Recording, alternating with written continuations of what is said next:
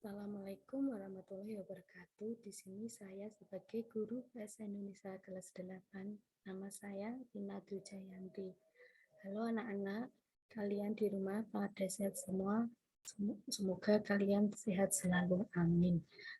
Di sini saya akan melanjutkan materi yang kemarin, yaitu materi tentang berita. Kalau kemarin itu membahas tentang unsur berita yaitu 5W dan 1H, dan sekarang saya akan melanjutkan tentang struktur teks berita. Yang di sini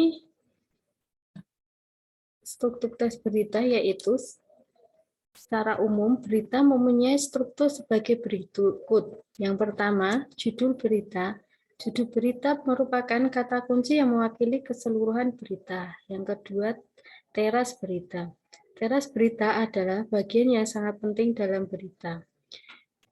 Teras berita ditulis pada paragraf pertama sebuah berita. Unsur penting berita yaitu 5W dan 1H pada umumnya ditulis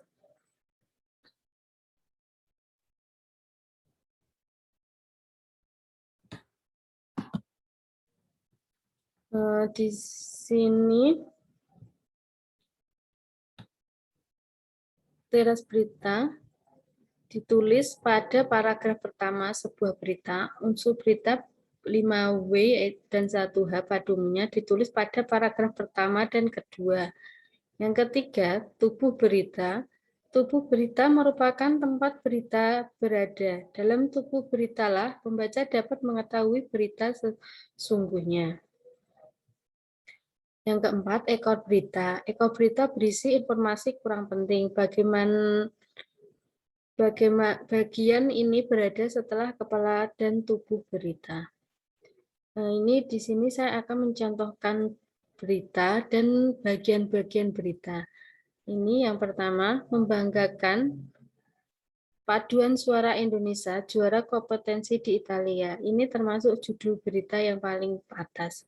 Yang kedua, Jakarta, kelompok paduan suara Univoice Choral Society dari Manado, Sulawesi Utara, berhasil menjuarai The 19 Musica Eterna Roma International Choir Festival and Competition di Roma, Italia.